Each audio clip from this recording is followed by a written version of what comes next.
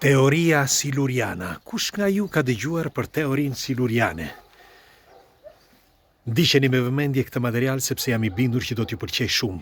Dëgjojeni me kujdes, deri në fund. Bile do të dëshiroja që dikush nga ju të mund edhe të komentoj, sepse ka disa gjëra vërtet shumë të çuditshme në këtë teori.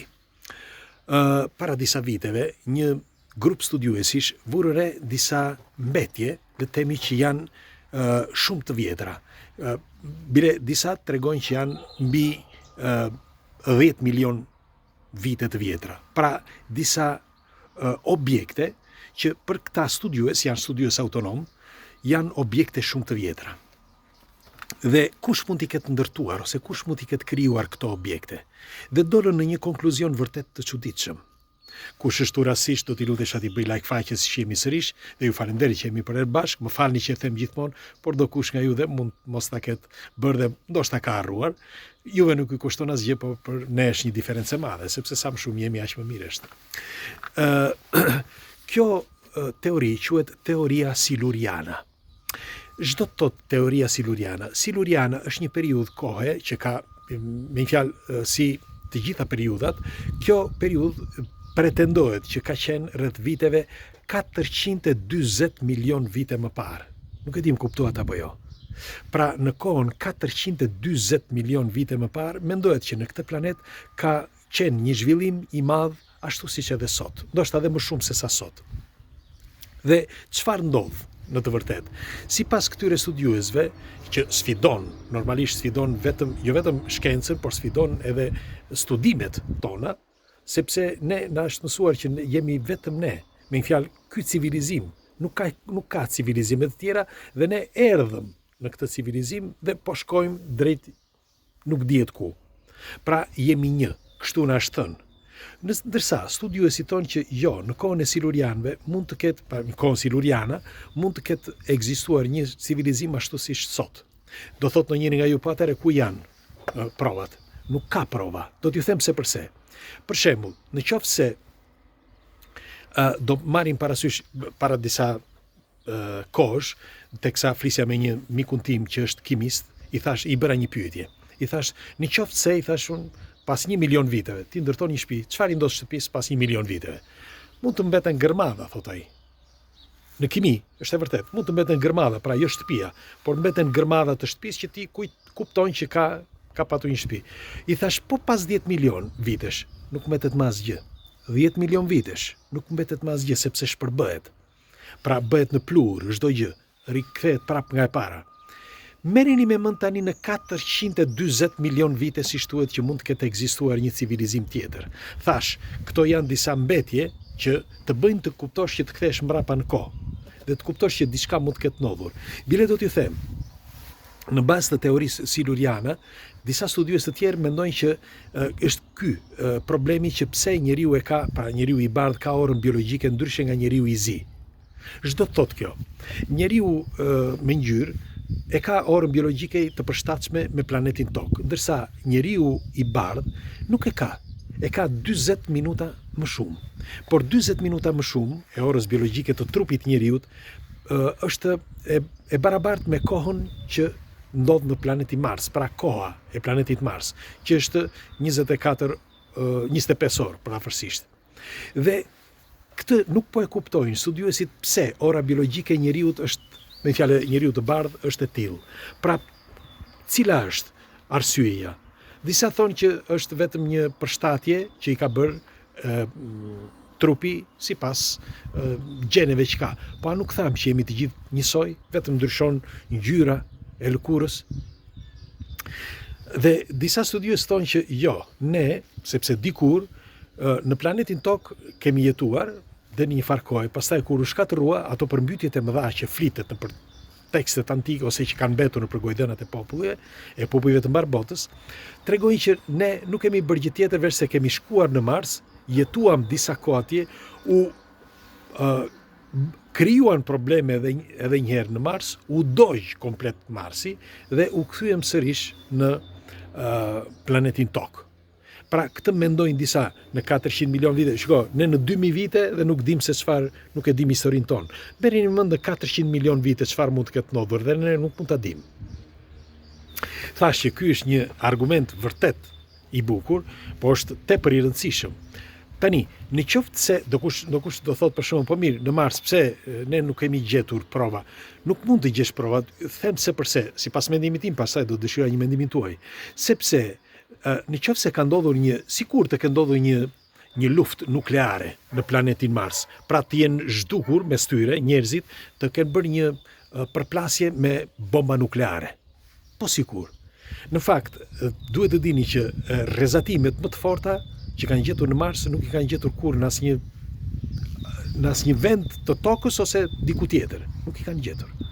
Sepse bile tregohet që mund të ketë në Mars mund të ketë patur ujë, tregohet mund të ketë patur edhe ndërtime.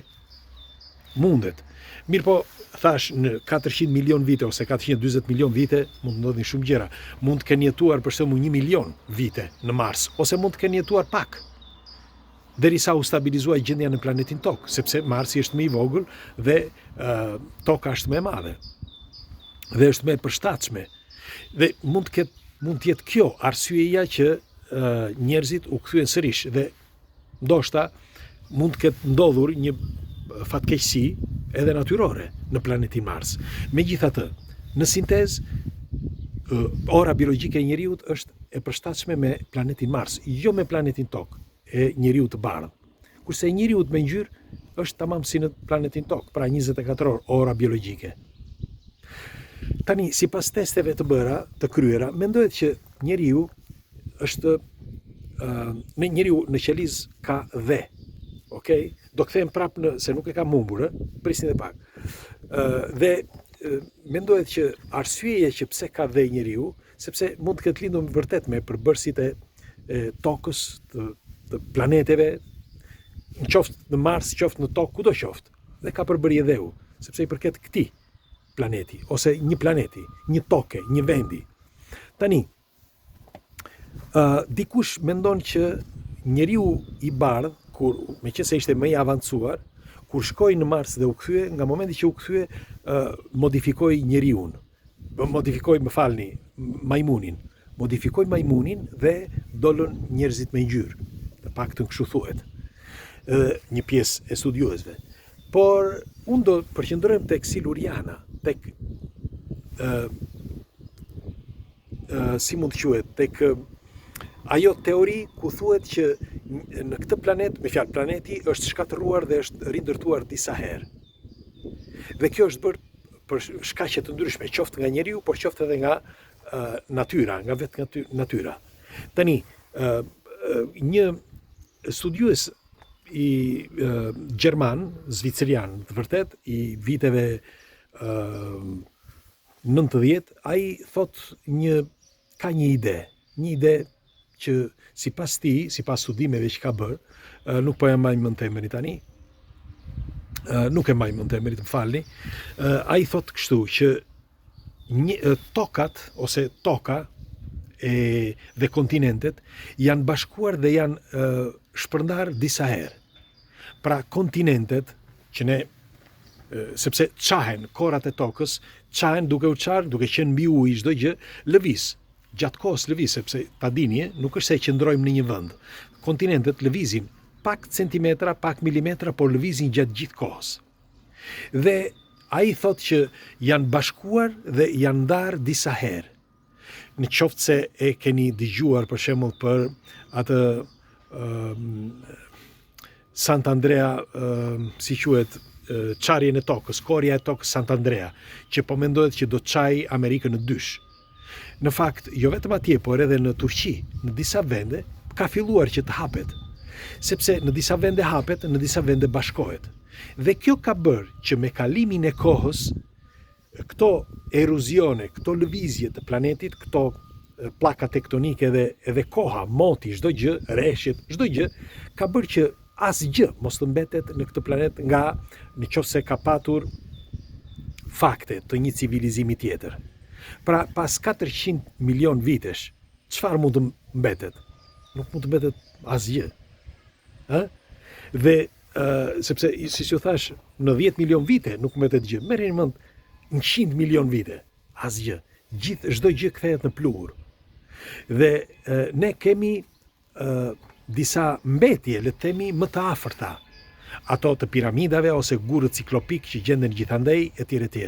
Dhe në bazë të këtyre studimeve, këta studiues të rinj që mendojnë për teorinë siluriane, thonë që ne, me fjalë, në planetin Tokë mund të jetë shfaqur civilizimi me 10 herë dhe ka shkuar deri në atë maj, sa ose janë shkatëruar, janë vetë shkatëruar, ose nga probleme natyrore.